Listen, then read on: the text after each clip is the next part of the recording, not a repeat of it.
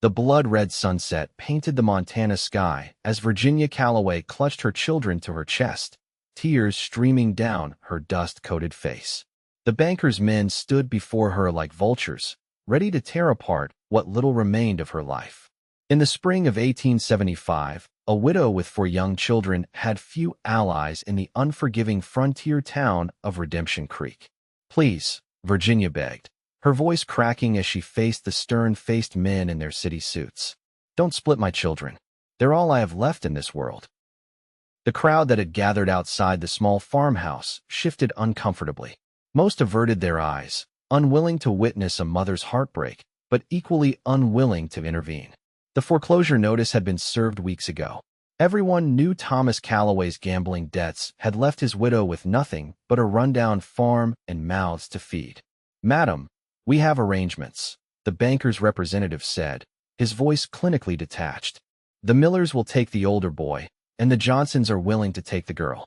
The Peterson family over in Billings can manage the younger." "No," Virginia cried, pulling her children closer.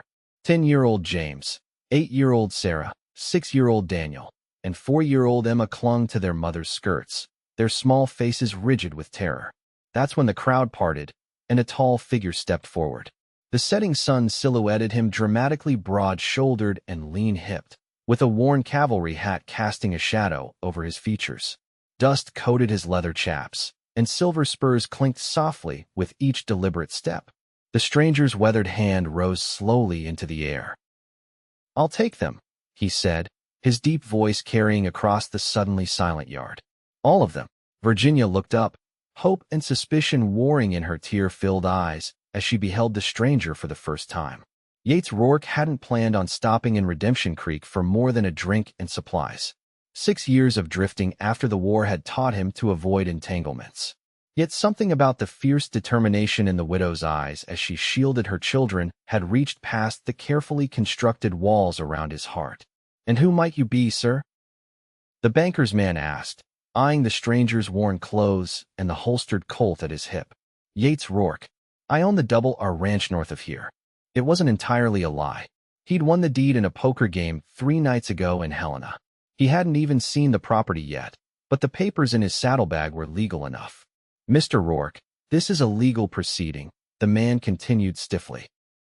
"Mrs. Calloway's situation is unfortunate, but the arrangements for the children have been— I'm offering to hire Mrs. Calloway as my housekeeper," Yates interrupted, his eyes never leaving Virginia's face. "Her children come with her. They'll have a roof over their heads and food in their bellies." Virginia straightened her spine, wiping tears from her face with a trembling hand. "Why would you do this, Mr. Rourke? You don't know us." Yates removed his hat, revealing sun-bleached brown hair and eyes the color of a summer storm. A thin scar traced his left jawline, a souvenir from Shiloh. "Madam, I've got a big house and no one to fill it. I need help running the place. You need a place to go." He shrugged as if it were the simplest thing in the world. "Sometimes Providence works that way." The banker's man cleared his throat. "Mrs. Calloway still owes." Yates reached into his pocket and pulled out a leather pouch. "How much?" $217. Without hesitation, Yates counted out the money and handed it over. It was nearly everything he had left, but something told him this impulsive decision was the right one. "The debt is settled," he said firmly. "Mrs. Calloway and her children are coming with me."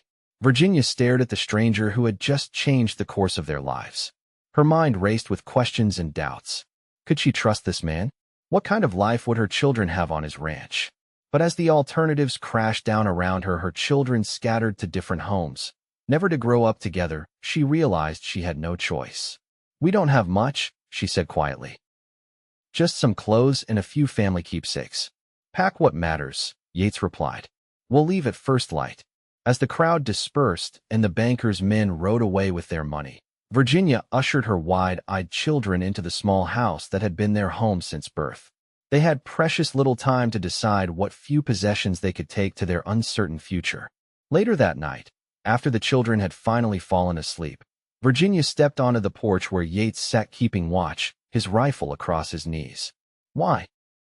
she asked simply, wrapping her shawl tightly around her shoulders against the cool night air. Yates didn't look at her immediately. His eyes remained fixed on the distant mountains, silver-tipped in the moonlight. I was 10 when my pa died, he said finally. My ma couldn't keep us fed. They split us up, me, my brother, and my 2 sisters. Sent to different families, different towns. He turned to her then, his face half-shadowed. Never saw my sisters again. Found my brother's grave 15 years later. He died within a year of us being separated. Virginia sank down onto the step beside him, careful to maintain a proper distance. I'm sorry.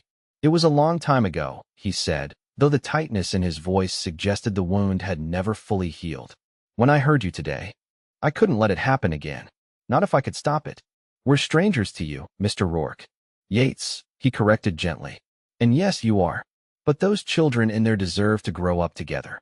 And you deserve the chance to raise them. Virginia studied his profile in the moonlight.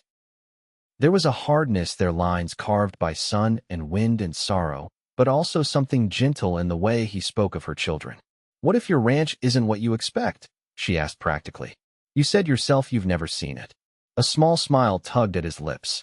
Then we'll make it what we need it to be. Virginia knew there was more to his story and more risk in her decision than she was admitting to herself. But for the first time since Thomas had died, leaving her with nothing but debts and broken promises, she felt something like hope. Thank you, she whispered, her voice barely audible above the chorus of night insects. Yates nodded, his eyes returning to the distant horizon. Get some sleep, Mrs. Calloway. Tomorrow will be a long day. Virginia, she offered. If we're to work together, you should call me Virginia. In the soft moonlight, something shifted in his expression, a momentary softening of the hard lines around his eyes. Virginia, he repeated, as if testing the feel of it on his tongue. She rose and returned to the house, to her sleeping children, aware that she had just placed their futures in the hands of a man she had known for less than a day. Yet somehow, the weight on her shoulders felt lighter than it had in months. Dawn broke in streaks of gold and pink over the eastern mountains as Yates loaded the last of the Calloway's meager possessions into his wagon. The children watched him with varying degrees of curiosity and apprehension. James, the oldest, maintained a suspicious distance, his young face already showing the premature solemnity of a boy who'd had to grow up too quickly after his father's death. Sarah hovered close to her mother, her small hand clutching Virginia's skirt. The younger two, Daniel and Emma, had overcome their initial shyness and now followed Yates like inquisitive puppies, pelting him with questions he answered with surprising patience. Do you have horses on your ranch, Mr. Rourke? Daniel asked, his eyes wide with excitement. Several, Yates replied as he secured a trunk. And cattle. Maybe even a dog or 2. I like dogs, Emma declared, clutching her rag doll tightly. Papa promised me a puppy once, but he never came home to give it to me. Virginia flinched at her youngest's innocent words. Thomas had made many promises he'd never kept. Yates knelt to the little girl's level. Well, Emma, we'll have to see what we can do about that, won't we? The child's face lit up with a smile that transformed her solemn features, and Virginia felt a surge of gratitude toward this stranger who somehow knew exactly what to say to a heartbroken child. The journey north took 3 days. Virginia sat beside Yates on the wagon seat, the younger children in the back with their belongings, while James rode the old mare that was the only animal Virginia had managed to keep after Thomas's death. They traveled through rolling grasslands that gave way to pine-covered foothills, following a trail that grew progressively rougher. During those days, Virginia learned bits and pieces about the man who had so dramatically altered their fate. Yates had fought for the Union in the war, returning to find his family farm in Missouri sold for taxes. He'd drifted west, working as a ranch hand, a scout for the army, occasionally as a marshal when a town needed temporary law. And now you're a rancher? She asked on the second evening as they sat by the campfire, the children already asleep in the wagon. Yates prodded the fire with a stick, sending sparks spiraling into the darkening sky. Seems that way, he said with a slight smile. Got lucky in a card game. The fellow who lost was more than happy to unload what he called a worthless spread in the middle of nowhere. That doesn't sound promising, Virginia observed, wrapping her shawl tighter against the evening chill. Could be he was right. Could be he was wrong. Yates shrugged. Either way, it's a chance. More than I had a week ago. Virginia studied him across the flames. You're a gambling man, then? Like my husband? She couldn't keep the edge from her voice. Yates met her gaze steadily. I've played my share of cards. But I don't leave those who depend on me holding empty promises. The words weren't accusatory, but they hung in the air between them. I didn't mean to suggest, Virginia began. No offense taken, Yates interrupted gently. Your caution is understandable. You've got those children to protect. Virginia nodded, feeling both chastised and reassured. Yes, they're everything to me. As they should be. Yates tossed his stick into the fire. Get some rest, Virginia. We should reach the ranch by tomorrow afternoon. The next day, as the sun began its westward slide, they crested a rise and Yates pulled the wagon to a halt. Below them stretched a valley cupped by pine-covered mountains, a silver ribbon of river snaking through its center. Nestled against the foothills stood a large log house, several outbuildings, and corrals. Cattle dotted the valley floor, and horses grazed in a meadow near the house. That's it, Yates said, a note of wonder in his voice. The double R. Virginia stared at the scene below. It was far more substantial than she had dared hope. It's beautiful, she breathed. Look, Mama. Emma cried from the back of the wagon. Is that our new home? Yes, sweetheart, Virginia answered, her throat tight with emotion. I believe it is. As they approached the ranch, a stocky man with a gray-streaked beard emerged from one of the outbuildings, rifle in hand. He watched their approach with wary eyes. That's far enough, he called when they were within earshot. State your business. Yates raised his hand slightly. My name's Yates Rourke. I believe I own this property now. The man's bushy eyebrows rose. You won it from Jensen? When Yates nodded, the man let out a bark of laughter. Well, I'll be damned. Name's Silas Moore. Been foreman here for 15 years, through 3 owners. He lowered his rifle and approached the wagon, his eyes taking in Virginia and the children with undisguised curiosity. This is Mrs. Virginia Calloway and her children, Yates explained. They'll be living here now. Mrs. Calloway will be managing the household. If Silas found this arrangement unusual, he gave no indication. He merely nodded and said, House has been empty since Jensen's wife died 2 years back. Could use a woman's touch. He tipped his hat to Virginia. Madam, Mr. Moore, Virginia acknowledged, already assessing the work ahead of her. The ranch might be substantial, but she suspected the house had been neglected for some time. Silas turned back to Yates. Got 4 hands working the cattle. Good men. Ranch is doing all right, despite what Jensen might have told you. He never had the stomach for the work. He squinted at Yates. You know anything about ranching? Enough to know what I don't know, Yates replied honestly. I'm counting on you to tell me the rest. Silas's weathered face creased in a smile. Fair enough. Let's get you folks settled, and then we can talk business. The main house was larger than it had appeared from a distance, 2 stories of solid logs, with a wide porch wrapping around 3 sides.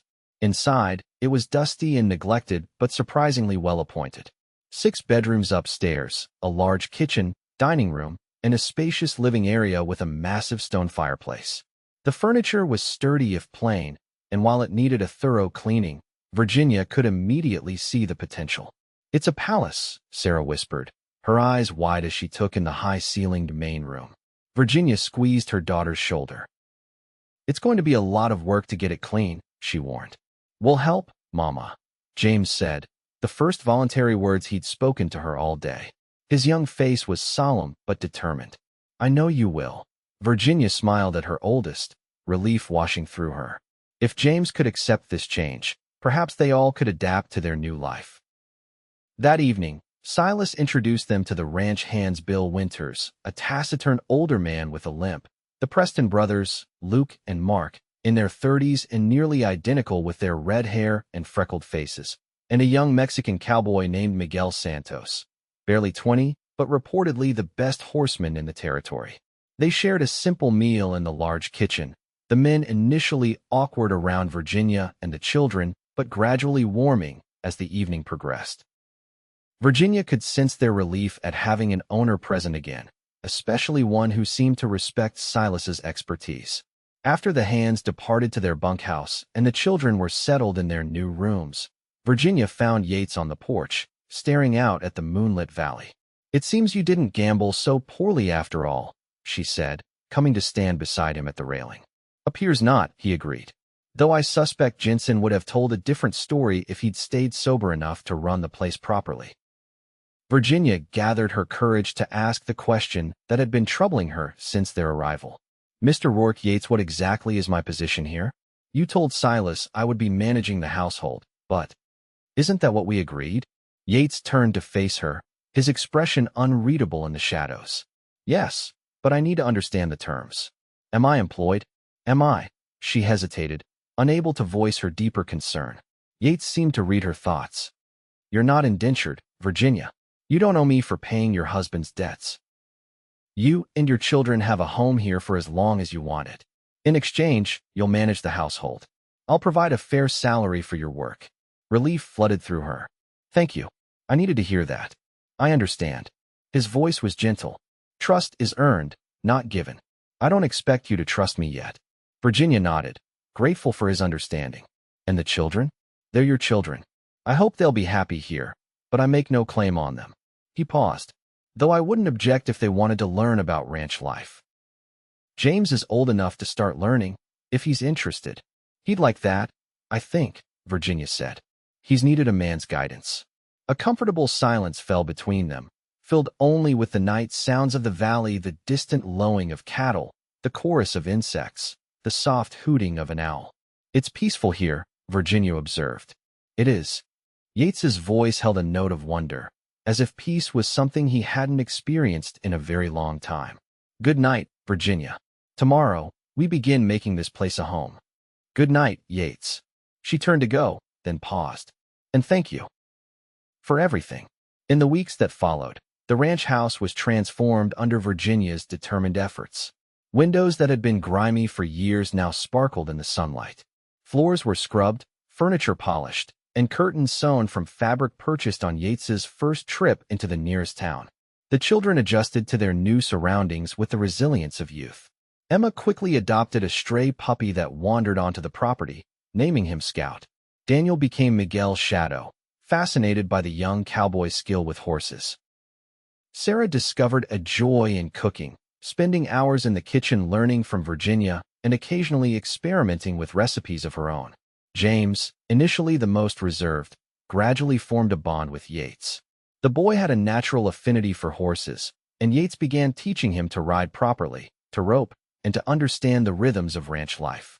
Virginia often watched them from the porch or kitchen window, her heart both full and aching at the sight of her son learning the things his father should have taught him. Yates proved to be a quick study in ranching, absorbing Silas's lessons with a keen intelligence that earned the foreman's respect. He worked alongside the hands, rising before dawn and often returning long after sunset, his face sun-darkened and his clothes dust-covered. Virginia admired his work ethic, his fairness with the men, and most of all, his gentle patience with her children. He never raised his voice, never made demands, and always treated them with a respect that Thomas had rarely shown even to her. As summer bloomed across the valley, bringing wildflowers and thunderstorms in equal measure, Virginia found herself watching Yates when he wasn't aware. She noticed things she hadn't initially, the way his eyes crinkled at the corners when he smiled, the careful way he listened when someone spoke, the strength in his hands that could be so gentle when helping Emma mount her pony or checking a wound on a calf. One evening in late July, nearly 3 months after their arrival at the Double R, Virginia found Yates sitting on the porch steps, whittling a piece of pine into what appeared to be a small horse. The children were already asleep, and the valley was painted in the deep purples and blues of twilight. "May I join you?" she asked, carrying 2 cups of coffee.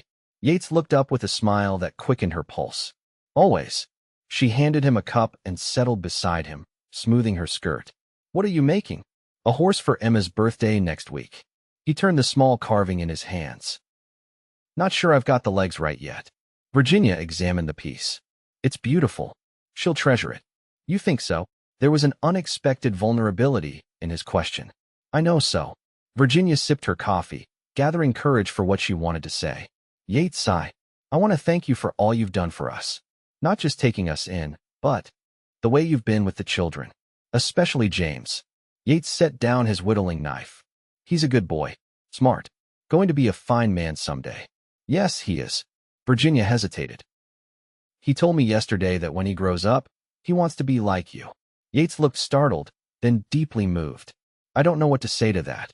You don't need to say anything. Just know that you've made a difference in his life. In all our lives. She took a deep breath. When Thomas died, I thought our world had ended. Not because I still loved him that had died long before he did, but because I couldn't see a future for us. You gave us that future.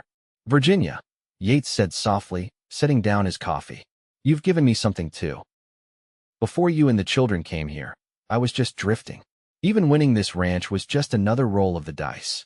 But now, he gestured to the valley spread before them, the house behind. Now it matters. Making this work matters. Virginia felt a warmth that had nothing to do with the summer evening. I'm glad, she whispered. In the deepening twilight, Yates's hand found hers, his calloused fingers gently enveloping her smaller ones. Virginia didn't pull away. Instead, she leaned slightly closer, their shoulders touching. They sat in companionable silence as the first stars appeared overhead, neither feeling the need to speak what was growing between them, a connection that went beyond gratitude or convenience, a tentative but undeniable attraction that had been building with each passing day. When Virginia finally rose to go inside, Yates kept hold of her hand for just a moment longer than necessary. Good night, Virginia. Good night, Yates, she replied, her voice slightly breathless. As she climbed the stairs to her bedroom, Virginia acknowledged to herself what she had been trying to deny for weeks. She was falling in love with Yates Rourke. The realization was both exhilarating and terrifying. After Thomas's betrayals, she had sworn never to give her heart to a man again. Yet here she was, doing exactly that. The next morning brought a change in routine. Silas arrived at breakfast with news that a herd of wild horses had been spotted in the North Valley. Yates immediately organized a small expedition to try to capture some of them, as the ranch needed more stock. Can I come, Mr. Rourke? James asked eagerly. Yates looked to Virginia, silently seeking her permission. It could be dangerous, Virginia said hesitantly. I'll keep him well away from the actual catching, Yates promised. But he could help with the remuda and setting up camp. It would be good experience. Virginia saw the pleading in her son's eyes and relented. All right. But you must obey Mr. Rourke in everything, James. I will, Mama. The boy's face lit with excitement. After they departed, Yates, James, Silas, and the Preston brothers, the ranch seemed oddly quiet. Virginia went about her usual tasks, but her thoughts kept drifting to Yates and her son, hoping they were safe, wondering what they might be doing at that moment. You missed them, Sarah observed as they hung laundry together that afternoon. Virginia looked at her daughter, surprised by her perception. I'm just concerned for your brother's safety. Sarah smiled knowingly. And for Mr. Rourke? He's responsible for this ranch. Of course I'm concerned for him too, Virginia replied, feeling a blush rise to her cheeks. Mama, Sarah said with the exasperated tone of someone much older than her 8 years. I see how you look at him, and how he looks at you when you're not watching. Virginia nearly dropped the sheet she was hanging. Sarah Calloway. That's quite enough. I think it's nice, Sarah continued, undeterred. Mr. Rourke is kind. Not like Papa was. She handed her mother a clothespin. Emma thinks so too. She asked me yesterday if Mr. Rourke could be our new Papa. Virginia was speechless for a moment, stunned by her daughter's observations and by the realization that the children had been watching the subtle dance between her and Yates as closely as she'd been watching him. Mr. Rourke has been very good to us, she finally said carefully. But that doesn't mean. That is, he hasn't indicated any interest in. Oh, Mama, Sarah giggled. You really don't see it, do you? Before Virginia could respond, Daniel came running across the yard, Scout barking at his heels. Mama, riders coming. Lots of them. Virginia's heart lurched. The men weren't due back for at least 2 days. Had something happened? She hurried to the front of the house, shading her eyes against the afternoon sun. A group of riders was indeed approaching, but as they drew closer, Virginia realized with relief that it wasn't Yates and the others. This was a larger party, at least 10 men, and they were driving a small herd of cattle ahead of them. Silas had mentioned that a cattle buyer might be coming through the area, looking to purchase stock for the mining camps further north. This must be them, Virginia thought. Sarah, take Daniel and Emma inside, she instructed. I'll speak to these men. Virginia smoothed her hair and straightened her apron as she walked to the front porch. The lead rider, a heavy-set man with a bushy mustache, reined in his horse at the gate. "Afternoon, madam," he called. "This the Double R?" "It is," Virginia confirmed. "Can I help you?" "Name's Harlan Briggs. We're looking for Silas Moore or the new owner Rourke, I believe." "Mr. Rourke and Mr. Moore are both away for a few days," Virginia explained. "I'm Mrs. Calloway, the housekeeper."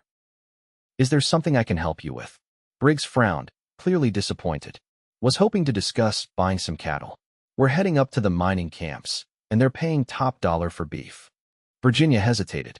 She had no authority to conduct ranch business, but it seemed a shame to turn away a potential buyer. "Mr. Rourke should return in 2 days. You're welcome to water your horses and rest here until then." Briggs exchanged glances with his men. "Appreciate the offer, madam, but we're on a schedule. Can't afford to wait that long." He scratched his chin thoughtfully. "Tell you what, maybe you could point us to the herd? We could have a look, leave an offer for your boss to consider when he returns." Something about the request made Virginia uneasy. "I'm afraid I can't do that, Mr. Briggs. You'll need to speak directly with Mr. Rourke." A subtle change came over Briggs's face, a hardening of his eyes, a tightening of his mouth. "Now that's not very neighborly, Mrs. Calloway. We've come a long way." "I'm sorry, but that's my answer," Virginia said firmly, fighting the growing apprehension in her chest. "Good day, Mr. Briggs." She turned to go back inside, but Briggs's next words stopped her cold. "Boys, I think we'll have a look at that herd anyway, and maybe help ourselves to some hospitality while we're at it."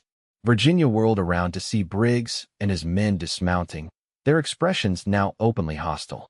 With a surge of terror, she realized these weren't cattle buyers at all. "Sarah," she shouted, "lock the door." Virginia ran for the house, but she wasn't fast enough. One of the men caught her arm, yanking her back roughly. Now, Briggs said, approaching with a cold smile. "No need for that.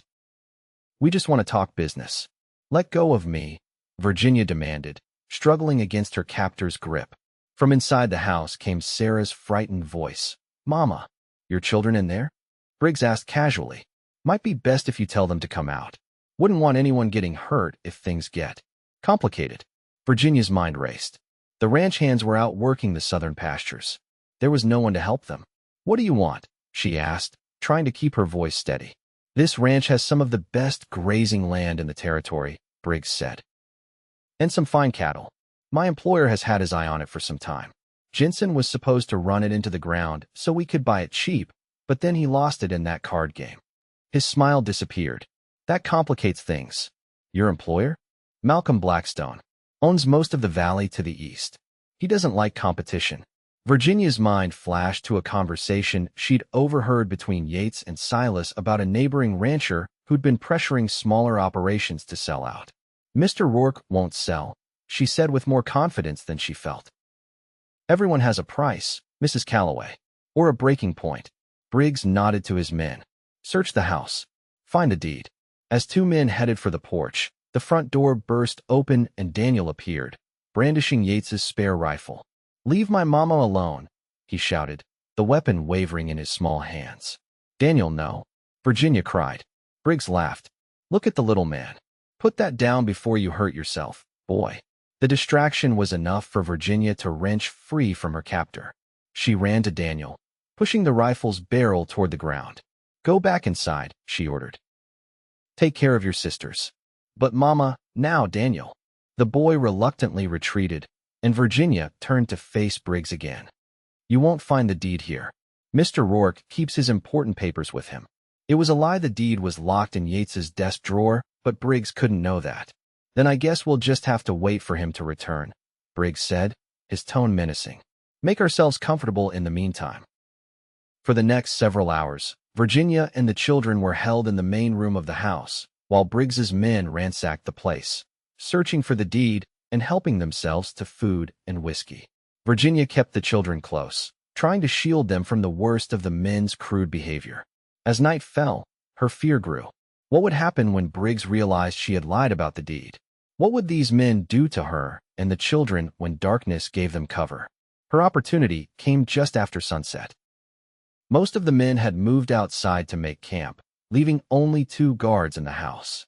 One was dozing in a chair by the fireplace, the other distracted by a bottle of Yates's whiskey. Virginia leaned close to Sarah's ear. When I create a distraction, take Daniel and Emma out through the kitchen and run to the bunkhouse. Find Bill and the others. Sarah's eyes widened with fear, but she nodded.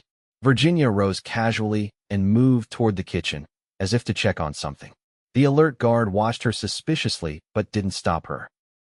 In the kitchen, she grabbed an iron skillet and concealed it in the folds of her skirt before returning to the main room. "Excuse me," she said to the guard by the fireplace. "My youngest needs to use the outhouse." The man grunted. "Make it quick." Virginia took Emma's hand and started for the door. As they passed the half-drunk guard, she suddenly swung the skillet with all her strength, catching him in the side of the head. He went down with a crash. "Run," she shouted to Sarah and Daniel. "Now." The other guard leapt to his feet, cursing, but Virginia was already shoving her children toward the kitchen. She swung the skillet again as the guard lunged for her, missing his head but striking his shoulder hard enough to make him stagger. "Get them," he bellowed toward the door. "They're escaping." Virginia pushed Emma toward her siblings. "Go with Sarah. Run." She turned to face the guard again, knowing she needed to buy her children time. She swung the skillet once more, but this time he was ready, catching her wrist and twisting until she cried out in pain, dropping her weapon. Outside, men were shouting, boots pounding on the porch. Virginia fought desperately, kicking and clawing, but the guard overpowered her, pinning her against the wall just as Briggs burst in. "Where are the brats?" he demanded. "Getting away," the guard panted. "Through the back." Briggs's face contorted with rage. He grabbed Virginia's throat. "You'll regret that, woman." Virginia could barely breathe, but she managed to spit in his face. "Touch my children, and I'll kill you." Briggs raised his hand to strike her when suddenly the night erupted with gunfire from outside. Men shouted in confusion and pain. Through the window, Virginia could see muzzle flashes in the darkness. "What the hell?" Briggs released her, drawing his gun as he moved toward the door. He never made it. The front door crashed open, and a familiar figure stood silhouetted against the night sky, rifle raised. "Step away from her," Yates ordered, his voice deadly quiet. Relief washed over Virginia in a dizzying wave. "Yates!" Briggs swung his gun toward Yates, but a shot rang out before he could pull the trigger. Briggs staggered backward, clutching his shoulder, his weapon clattering to the floor. Silas appeared beside Yates, his own rifle trained on the guard who had been holding Virginia. "Evening, boys. Seems you picked the wrong ranch to visit." Outside, the shooting had stopped. The Preston brothers entered, pushing 3 of Briggs's men ahead of them. "Rest of them either ran or are too dead to run," Luke reported grimly. "The children?" Virginia asked frantically. "Did you see my children?" "They're safe," Yates assured her, not taking his eyes off Briggs. "Bill's got them at the bunkhouse." Relief made Virginia's knees buckle. Yates was at her side in an instant, supporting her with one arm while keeping his gun trained on Briggs. "Are you hurt?" he asked, his voice tight with concern. "No," she managed. "Just shaken." Yates's eyes darkened as he took in her disheveled appearance, the bruise forming on her wrist, the red marks on her throat. "Silas, get these vermin tied up. I'm taking Mrs. Calloway to her children." "With pleasure," Silas growled. As they stepped outside, Virginia suddenly remembered. "James? Is James all right?" "He's fine," Yates assured her. "He's with Miguel, watching the horses we caught. We left them in the North Valley when we saw the smoke from these bastards' campfires." His arm tightened around her waist. "I knew something was wrong. We rode back as fast as we could." "Thank God you did," Virginia whispered, leaning against him as the adrenaline began to ebb, leaving her trembling. "They were looking for the deed. Someone named Blackstone sent them." "Malcolm Blackstone," Yates nodded grimly. "Silas warned me about him. Seems he's used to getting what he wants in this valley. What will happen now?" "Now," Yates said firmly, "we get you to your children. Tomorrow, I'll ride into town and speak to the marshal about Mr. Blackstone's methods of acquisition." At the bunkhouse, Emma launched herself into Virginia's arms, sobbing. Daniel and Sarah clung to her skirts, their faces streaked with tears but alight with relief. "You were so brave," Virginia told them, gathering all 3 into a tight embrace. "So very brave." Bill Winters appeared with mugs of hot coffee. "Figured you could use this, madam." "Thank you, Bill." Virginia accepted the mug gratefully. And thank you for protecting my children. The old cowboy ducked his head awkwardly. Weren't nothing, madam. Them kids is part of the ranch now. Later, after the children had finally fallen asleep on pallets in the bunkhouse, Virginia stepped outside for a moment of quiet. Yates was standing a few yards away, staring toward the main house where Silas and the others were guarding their prisoners. The children are asleep, she said softly as she approached. Yates turned. In the moonlight, his face was etched with lines of worry and something deeper, an emotion Virginia couldn't quite name. I should never have left you unprotected, he said, his voice rough with self-recrimination. If anything had happened to you, to the children. But nothing did, Virginia reminded him. We're safe, thanks to you. No, thanks to you, Yates corrected. Silas told me what you did, how you fought them, helped the children escape. He took a step closer.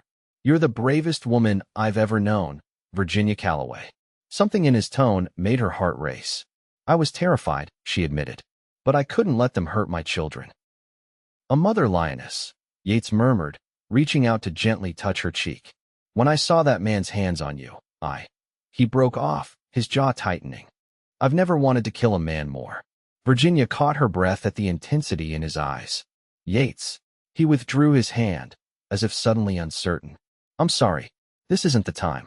You've been through enough today without me. Virginia didn't let him finish. Acting on impulse, she rose on her tiptoes and pressed her lips to his. For a moment, Yates stood frozen in surprise.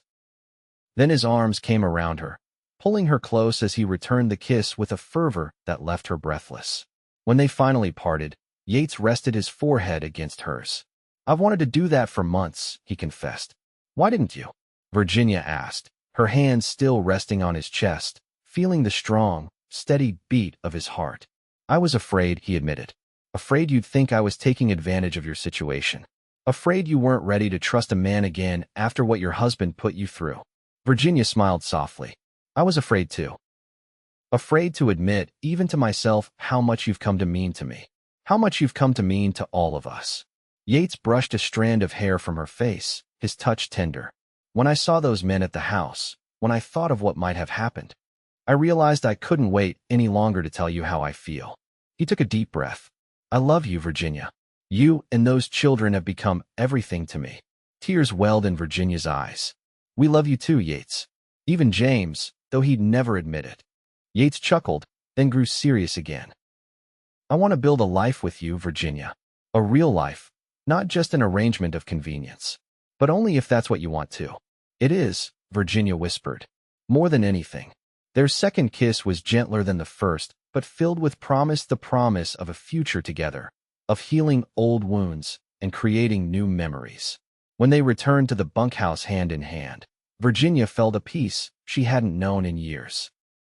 Tomorrow would bring its own challenges, dealing with the prisoners, confronting Blackstone, reuniting with James, but for now, in this moment, she knew with absolute certainty that she and her children had truly found their home. The following days were a whirlwind of activity.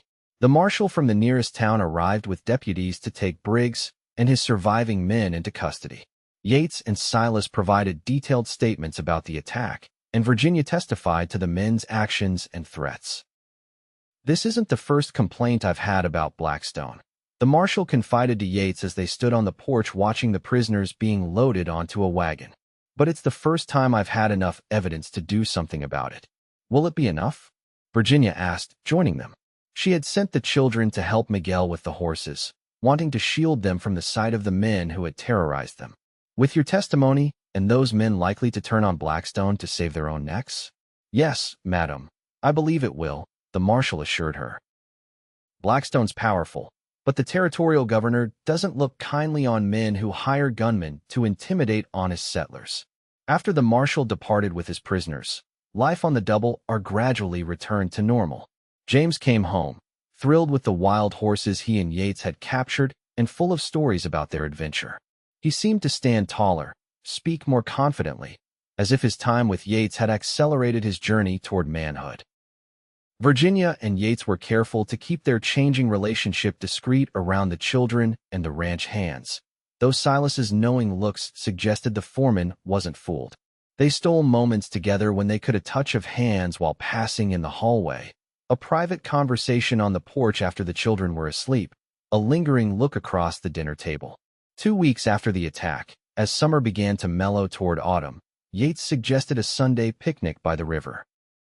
The whole family rode out together, Virginia and Yates, the 4 children, and even Scout bounded alongside them. The spot Yates chose was a grassy clearing beneath cottonwood trees, where the river widened and slowed, creating a perfect swimming hole. The day was warm enough for the children to splash in the shallows while Virginia and Yates spread a blanket in the dappled shade.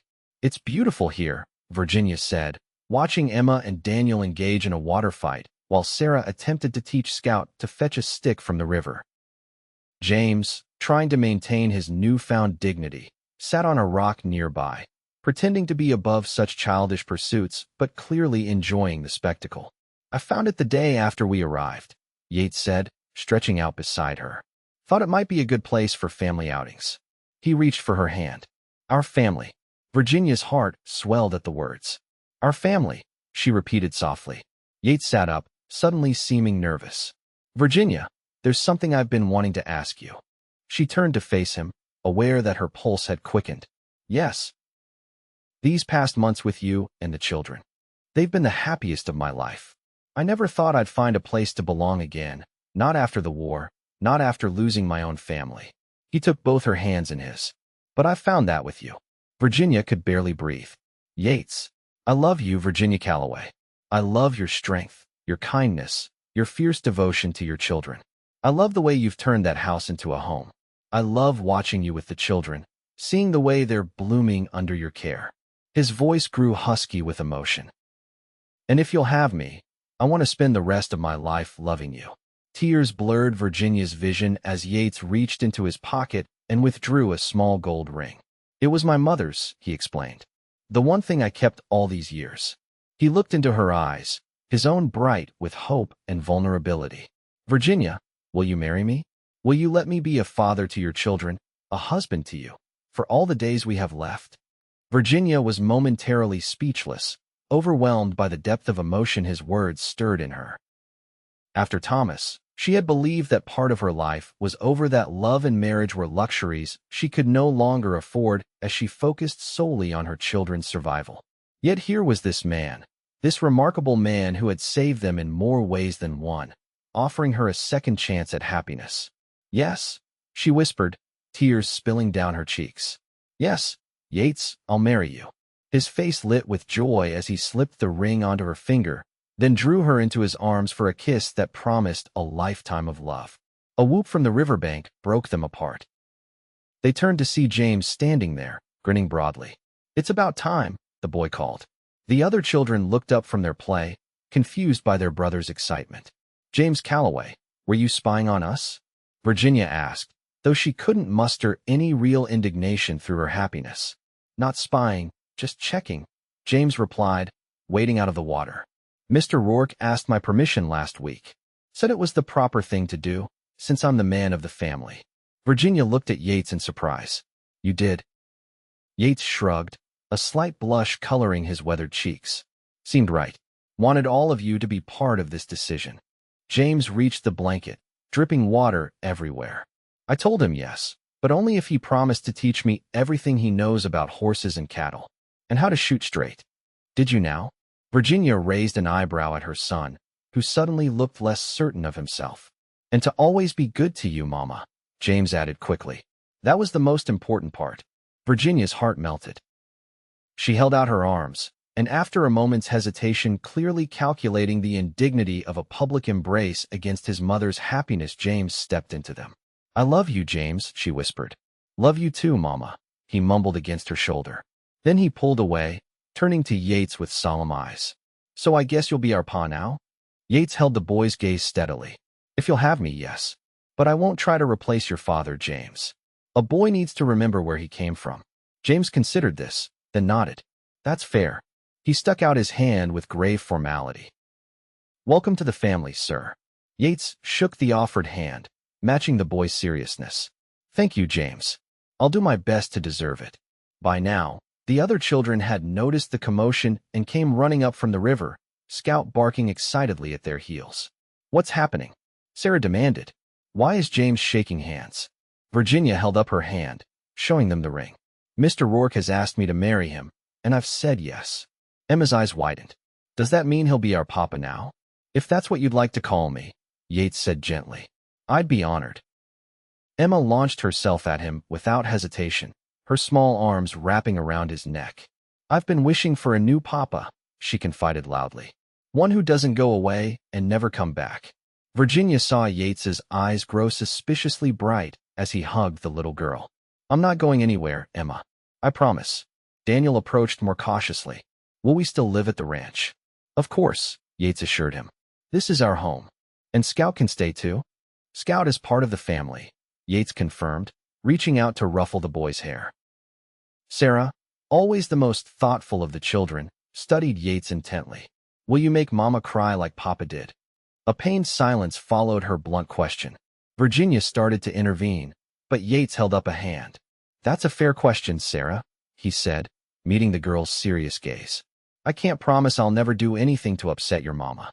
People who love each other sometimes disagree or make mistakes. But I can promise that I will always try to make her happy, to listen when she's upset, and to put her needs and yours before my own. He glanced at Virginia. That's what love means, not that you never hurt each other, but that you never stop trying to do better. Sarah considered his words with the grave concentration of a judge, then nodded. I believe you. She stepped forward and hugged him quickly before retreating to stand beside James. Virginia looked at her 4 children, James standing tall and trying to look grown up, Sarah watching everything with her wise eyes, Daniel fidgeting with barely contained energy, and Emma still perched on Yates's lap. Then she looked at the man who had brought them to this moment, who had raised his hand that day in Redemption Creek and changed all their lives. I think, she said softly, that we should celebrate. They spent the rest of the afternoon in a kind of golden happiness. Yates finally gave in to the children's pleas and joined them in the water, teaching Daniel to swim and engaging in a splashing battle that left everyone soaked and laughing. They ate the picnic lunch Virginia had packed, and afterward, Yates taught them all to skip stones across the river's surface. As the sun began to dip toward the western mountains, painting the sky in shades of orange and pink, they packed up their things and rode back to the ranch. The children raced ahead, eager to tell Silas and the other hands about the engagement. Yates and Virginia rode side by side, their horses ambling at a leisurely pace. Are you happy? Yates asked, studying her face in the golden light of sunset. Virginia smiled, a full, unguarded smile that came from deep within. Happier than I ever thought I could be again. Good, he said simply. That's all I want. They rode in comfortable silence for a few minutes, the only sounds the steady clop of hooves and the distant laughter of the children. When should we have the wedding? Virginia asked eventually. Whenever you like, Yates replied. Though sooner would be better than later, as far as I'm concerned. He gave her a look that made her blush. Perhaps before winter sets in, she suggested. October, maybe? When the aspens turn gold. October sounds perfect, Yates agreed. Just us, the children, and our ranch family. As they crested the final rise before the ranch, Virginia reined in her horse, taking in the view of the place that had become their home. The last rays of sunlight gilded the log house, smoke curling lazily from the chimney. The barn and corrals stood solid and secure, horses moving about in the evening stillness. Beyond, cattle grazed in the lush valley, and the mountains rose purple and majestic against the sunset sky. I never thought I'd have this again, she said softly. A real home, a family whole and together. Yates reached across the space between them to take her hand. When I heard you that day, begging them not to split up your children, something broke open inside me. I'd been carrying around the pain of my own family's separation for so long, I'd almost stopped feeling anything else. He squeezed her fingers gently. You gave me back my heart, Virginia. And you gave us back our future, she replied, tears of joy threatening again. All because you raised your hand that day and spoke up when no one else would. Yates smiled, the lines around his eyes crinkling in the way she had come to love. Best impulsive decision I ever made. I'm glad you're a gambling man after all, Virginia teased. Only that once, Yates corrected her. And I won the biggest prize of all. He leaned across from his horse to kiss her softly. Let's go home, Virginia. Our family's waiting. As they rode down toward the ranch, toward the future they would build together, Virginia felt a sense of rightness, of completion. The pain of the past hadn't disappeared, Thomas's betrayals, the struggle to keep her children fed and together, the fear of having them torn from her, but those memories no longer had the power to wound her. They had been transformed into the foundation of something beautiful, a second chance at love, a family made stronger through adversity, a home created through courage and kindness. On a bright October morning, with aspen leaves shimmering gold against the blue sky, Virginia Calloway became Virginia Rourke in a simple ceremony on the porch of the Double R. The children stood beside them, James solemn in his first suit, Sarah proudly holding a bouquet of wildflowers, Daniel and Emma beaming with excitement. Silas, who had obtained a license to perform marriages years ago when the nearest preacher was 3 days' ride away, officiated with gruff dignity. The ranch hands and a few neighbors they'd come to know in the months since arriving at the Double are gathered in the yard, whooping and cheering as Yates kissed his bride. Scout barked joyfully, racing in circles around them all. That evening, after the celebration had wound down and the children were asleep, exhausted from dancing and cake and happiness, Yates and Virginia stood on the porch of their home, his arm around her waist as they gazed up at the star-filled sky. "Mrs. Rourke," Yates murmured, still sounding awed by the title, "has a nice ring to it." Virginia leaned her head against his shoulder. "It does indeed, Mr. Rourke." "Any regrets?" he asked softly. Virginia turned in his arms to face him. "Only that we didn't find each other sooner." "We found each other exactly when we were meant to," Yates replied, kissing her forehead. "And we have the rest of our lives ahead of us." As she looked up at her husband's face, Virginia thought of all the twists of fate that had brought them to this moment: Thomas's death, the banker's foreclosure, Yates's impulsive bid at a poker game, his even more impulsive decision to take in a widow and her 4 children. 1,000 things could have gone differently, and they might never have met. "What are you thinking?" Yates asked, seeing the reflective look in her eyes. "I'm thinking how grateful I am," she replied. "For you, for this place, for our family staying together." Yates drew her closer. "I promised you then that I'd take all of you home, and I meant it. I just didn't realize then that you were bringing me home too." As they stood together under the vast Montana sky, Virginia knew with absolute certainty that they had both, at last, found where they belonged with each other, with their children, in this valley that had become their own. Whatever challenges the future might hold, they would face them together, their family unbroken, their love a shelter stronger than any storm. The Double R ranch flourished under their care, as did the family that called it home. James grew into a fine young man, eventually taking over more responsibility for the ranch operations as Yates taught him everything he knew. Sarah discovered a talent for teaching and would later start a small school for the children of neighboring ranches. Daniel's affinity for horses developed into genuine skill, and in time, the Double R became known for its fine stock.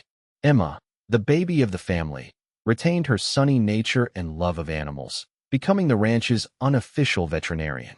And Virginia and Yates, whose impulsive meeting had changed everything, remained the heart of it all, partners in life and love, bound by a promise made on a desperate day when a cowboy raised his hand and brought a broken family home.